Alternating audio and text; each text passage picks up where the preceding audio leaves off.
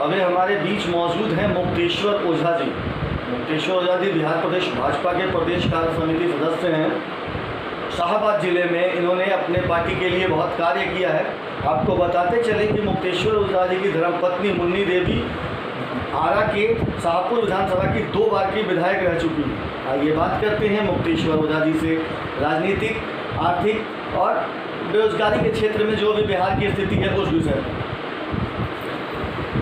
Sir, पूछना चाहेंगे कि आने वाले आगामी चुनाव में आपकी पार्टी किस तरह से काम कर रही है कि बिहार में चुनाव जीत सके?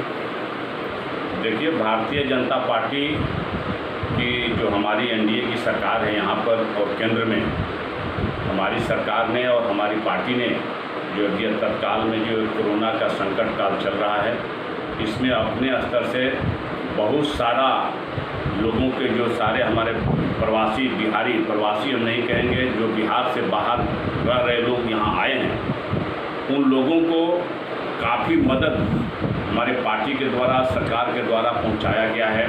हर तरह की सुख सुविधाओं को उपलब्ध कराई जा रही हैं। यहाँ तक कि उनकी रोजगार के बारे में भी सरकार हमारी चिंता कर रही है और रोजगार दिलाने का भी प्रयास हमारी एनडीए की सरकार कर रही है कि उनको रोजगार मिले और हमारे जितने भी बाहर से आए हुए मजदूर हैं, हमारे भाई हैं, हमारी बहनें हैं, यहीं पर काम करें और बिहार में रहें और सुरक्षित रहें, इसका ख्याल हमारी सरकार कर रही है।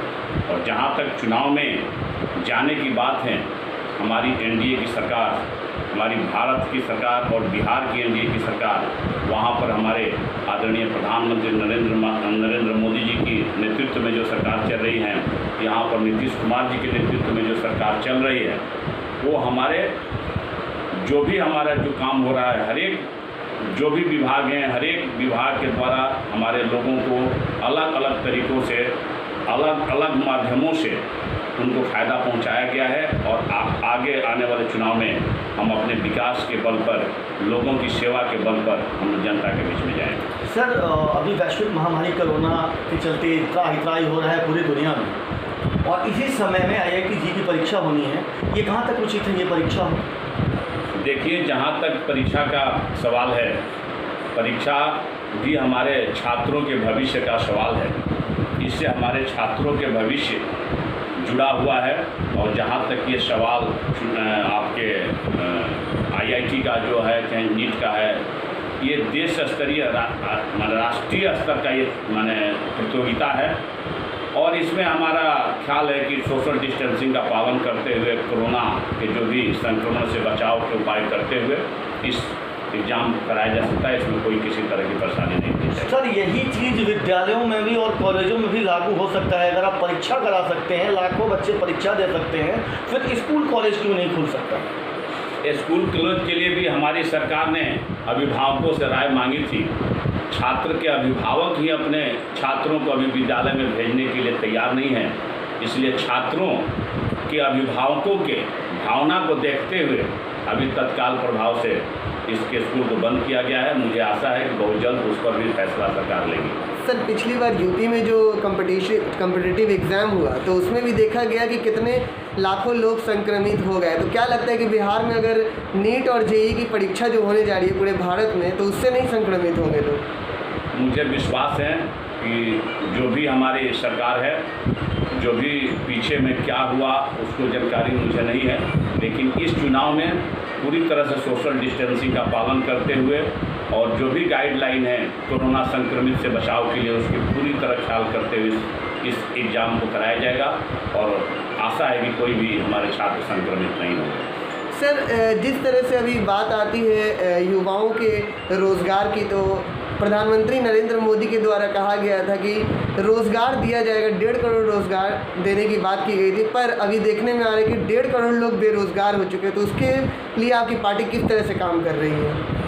बहुत सारे हमारे युवाओं को रोज़गार मिला है और हमारी सरकार प्रयासरत है कि जितने भी हमारे बेरोजगार हैं उसको रोज़गार हम दिलाएं। उसके लिए कई तरह की सरकार के स्तर से योजनाएं चलाई जा रही हैं, कई तरह की सुविधाएं दी जा रही हैं। बैंकों से सस्ते पर ऋण उपलब्ध कराए जा रहे हैं। उद्योग धंधे खोलने के लिए भी हमारी सरकार युवाओं को सहयोग कर रही हैं। कई तरह के अपने स्तर से स्किल डेवलपमेंट के लिए भी सरकार हमारी काम कर रही है। और आने वाले दिनों में मुझे विश्वास है कि जो भी हमारे बेरोजगार युवक हैं वो कहीं ना कहीं रोजगार करते हुए दिखाई देंगे। सर क्या लगता है इस बार इस विधानसभा चुनाव में आपकी सरकार बनेगी, और बनेगी तो कितनी सीटें जीतने की आपकी एनडीए को उम्मीद है? हमारी सरकार पूर्ण बहुमत से एनडीए की सरकार बिहार में बनेगी और मुझे विश्वास है कि हम लोग 200 प्लस सीट लाएंगे बिहार में और मजबूती के सरकार बनाएंगे। सर चिराग पासवान ने बागी तेवर दिखाए हैं, लगातार उनके जो स्टेटमेंट्स आ रहे हैं वो बागी तेवर हैं, इसके विषय में आपकी क्या राय है? वो एनडीए के साथ में लोक जनशक्ति पार्टी आज भी है और मुझे विश्वास है कि कल भी रहेगी, इसमें कोई दो मत नहीं है। सर नीतीश कुमार को आप क्या कुछ बोलना चाहेंगे कि बिहार के लिए करना चाहिए ताकि बिहार के जो प्रवासी मजदूर हैं उनको रोज़गार मिल पाए और साथ ही युवाओं को बेरोज़गारी से निकाल पाएँ?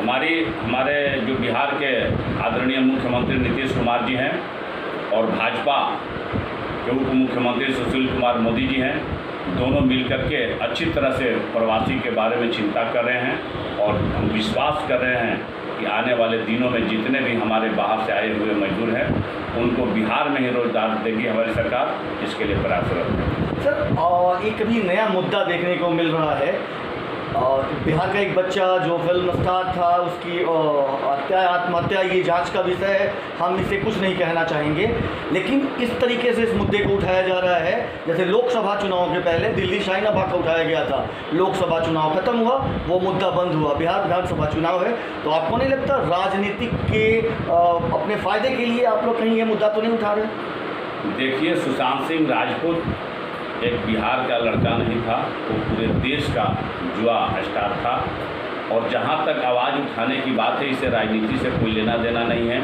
सिर्फ बिहार ही नहीं पूरे देश से उसके समर्थन में आवाज़ उठी थी। पूरे देश में चुनाव नहीं है, पूरे देश से सुशांत सिंह की जो भी हत्या हो या आत्महत्या हो, जैसा कि वो जांच में सामने आएगा, लेकिन अब दूध का दूध पानी का पानी होगा। सीबीआई जांच कर रही है, तो इसमें कोई राजनीतिक मामला नहीं है, जो भी अगर दोषी होगा उसको सजा मिलेगी। सर बात करते हैं आपकी विधानसभा की, आपकी धर्मपत्नी शाहपुर विधानसभा से 2 बार विधायक रह चुकी हैं, उसके बाद आपकी पत्नी ने चुनाव नहीं लड़ा और इस बार विधायक हुए राजद से मट्टू तिवारी जी। दोनों के कार्यकाल में आपको क्या, एक जनता की तरफ से पूछा जाए, आम आदमी की तरफ पूछा जाए, आपको क्या अंतर दिखता है? देखिए, पिछले मुनि देवी के कार्यकाल में जो शाहपुर में विकास हुआ, चाहे वो सड़क का मामला हो, चाहे पुल पुलिया का मामला हो, चाहे स्कूल भवन निर्माण का मामला हो, चाहे अस्पताल भवन निर्माण का मामला हो, ITI कॉलेज खुलवाने का मामला हो, कई तरह की हमारे यहाँ शाहपुर में जो ऐतिहासिक कार्य हुए हैं, जो कि पूर्व में किसी भी विधायक के द्वारा और मंत्री के द्वारा शाहपुर में नहीं हुआ था, वो 10 साल के शासनकाल में मुनि देवी जी के प्रयास से हुआ है। और अभी के वर्तमान विधायक जो 5 साल में उनका कार्यकाल है, उनके द्वारा तो मुझे एक भी कोई महत्वपूर्ण कार्य दिखाई नहीं दे रहा है। जो वर्तमान विधायक ने जो काम नहीं किया, लोगों के बीच में जा कर के लोगों की सेवा नहीं किया, विधायक नहीं रहते हुए भी मुनि देवी उनसे ज़्यादा काम कर रही हैं, लोगों के बीच में रह रही हैं। अभी कोरोना काल में जितनी हमारी विधायक के सहयोग से टीम मुनि देवी के सदस्यों के द्वारा वहाँ पर जो भी प्रभावित परिवार था उनके बीच में राशन उपलब्ध कराना, उनको सैनिटाइजेशन गांव-गांव कराना, मास्क वितरण कराना, बाहर में फंसे हुए शाहपुर वासियों को उनके यहाँ तक खाद्यान्न उपलब्ध कराना, उनके अकाउंट में पैसा उपलब्ध कराना हमारी पूर्व विधायक मुनि देवी के द्वारा किया गया है, जो कि वर्तमान विधायक के द्वारा कोई काम नहीं किया गया है। इसलिए कहीं भी मुनि देवी से किसी अन्य विधायक का तुलना करना ही बेकार है। सर शाहपुर से देखा गया था कि आप मुनि देवी के द्वारा काढ़ा बंटवाया जा रहा था, नमो काढ़ा जिसका नाम रखा गया था। क्या लगता है कि उससे कोरोना भागेगा या फिर उससे लोगों की शक्ति जो होती है, इम्यूनिटी पावर अच्छी होगी? किस तरह से आप सोचते हैं इसके बारे में? नमो काढ़ा जहाँ तक है, ये काढ़ा स्टॉल भारत सरकार आयुष मंत्रालय के द्वारा जारी गाइडलाइन के अनुसार आयुर्वेदीय काढ़ा स्टॉल था।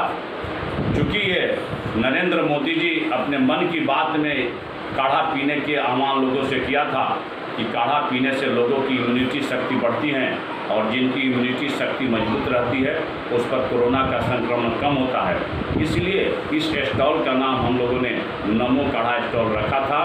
और जहाँ तक कोरोना भगाने की बात है, भागने की बात है, ये तो मैं नहीं कह सकता, लेकिन ये ज़रूर कहूँगा कि जो लोग भी हमारे यहाँ लगातार कोरोना काल में नमो काढ़ा स्टॉल से काढ़ा अगर नियमित रूप से पिए हैं, उनका इम्यूनिटी शक्ति बढ़ा है। और एक भी व्यक्ति ऐसा नहीं मिला जो काढ़ा स्टॉल से काढ़ा पिए और उसको कोरोना संक्रमित पाया गया। कोई भी व्यक्ति कोरोना संक्रमित नहीं है। सर, बात करते हैं न्याय की। आप लोग न्याय की बात करते हैं, न्याय व्यवस्था की बात करते हैं, रामराज की बात करते हैं। आपको बताते चले, पिछले विधानसभा चुनाव के बाद भाजपा के प्रदेश उपाध्यक्ष स्वर्गीय श्री विशेश्वर ओझा जी का हत्या हुआ था। उस समय महागठबंधन की सरकार थी और आपके भाजपा के कद्दावर, एक बड़े कद्दावर नेता ने बड़ी बड़ी बातें कही थी शाहपुर में। उन्होंने कहा था हमारी सरकार होती तो न्याय मिलता। आज आपकी सरकार है और आप बताते चलें, वो आपके बड़े भाई भी थे प्रदेश उपाध्यक्ष स्वर्गीय ओझा जी। इस विषय में आप क्या कहेंगे? आज तक उनको न्याय नहीं मिला, उनके हत्यारे आज तक घूम रहे हैं। मेरे बड़े भाई स्वर्गीय विशेश्वर ओझा जी की हत्या 12 फरवरी 2016 को जो भी प्राथमिकी के नामजद अभियुक्त और साजिशकर्ताओं के साजिश के तहत किया गया है, उस समय से मैं प्रयासरत हूँ कि मेरे भाई के हत्यारों और साजिशकर्ताओं को सज़ा मिले। कुछ हद तक मुझे सफलता मिली है।